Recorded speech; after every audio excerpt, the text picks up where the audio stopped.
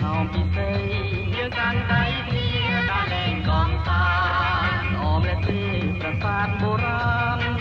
ឡំលែទេប្រាសាទបុរាណយើងបានទៅលេងត្រាំត្រង់ការជួបរីកអបអូផងការជួបរីកអបអូផងពេលថ្ងៃត្រង់នៅបនជាយស្រីអបផាក្រអូបពេញព្រៃលៀងធ្លាក់រួចថ្មីថ្មីលឺតែរយំរលួចលឺតែរយំរលួចទៅមើលប្រាសាទតាព្រំ